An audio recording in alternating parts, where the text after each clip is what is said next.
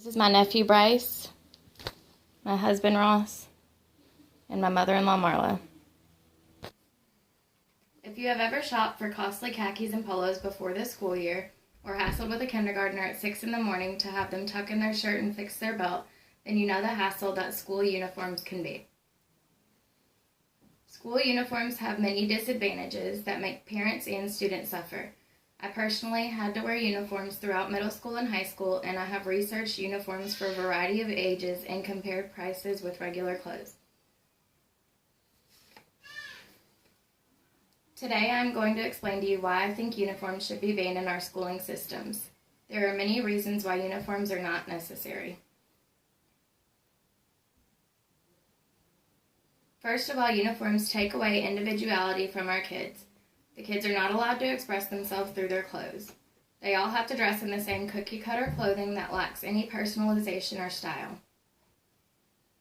A simple dress code could ban clothing that is too revealing or vulgar, while still allowing the clothes to have their own individual style. As a parent, this lack of individuality could be a problem because if there was ever an emergency like a fire, it would be difficult to find your child due to them all wearing the same color and style of clothing. Now that we've looked at how uniforms steal individuality from our children, let's look at the differences in the brands of uniforms. Many argue that uniforms prevent bullying because you can't tell who wears name brands or who's more fashionable. They are supposed to break the divide between the haves and have-nots. This is not true because it is still apparent who wears high-end brands.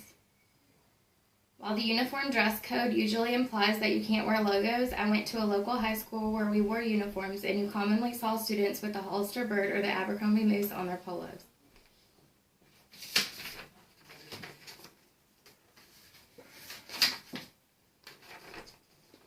This is an example of an American Eagle polo with the little bird in the corner and also the Hollister jeans. And then like the Walmart brand are less figure forming and they're just plain colors, and usually you can tell the difference between the two. Not only can you tell the difference on the clothing, but the shoes as well. It is still obvious to see who wears Nikes versus Walmart brand shoes even under a uniform. That is why uniforms don't stop bullying, and as we're about to see, they are not a more affordable option over regular clothing. Uniforms are very costly, more so than the average outfit. An example of this is my 6-year-old daughter's uniforms. They cost about $20 per pair of khakis and $12 per polo, a total of $32. I can go to Walmart and buy her a graphic shirt for $7 and jeans for $10, a total of $17.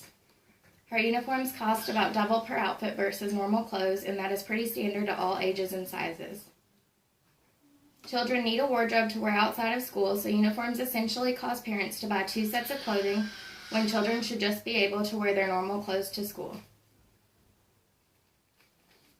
The school taxes parents pay for public schooling are already costly enough, and they have to provide supplies, lunches, extracurricular fees, etc.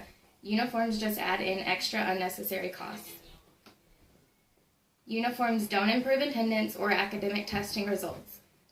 David Brunsma, PhD, conducted a study on a sample of 10th graders and found that uniforms had no effect on absenteeism, behavioral issues, or substance use. In most tests, the results of academic readiness were actually worse in the students who wore uniforms. Uniforms are a very unnecessary addition to the lives of school students and their parents. We've looked at how uniforms are more expensive than regular clothes and require parents to buy 2 different wardrobes for their children. How they don't prevent bullying like some people argue, and how they steal away a child's individuality and uniqueness. It is also a hassle to make young children wear their uniform properly. In an adult environment, uniforms can provide a professional image for the workplace. However, our schools should be more worried about important educational issues. In the time our educators spend on ensuring children are following the strict uniform policy, they could be teaching them. In my opinion, uniforms are not necessary for children and should be banned from the schooling systems while keeping a standard dress code in place.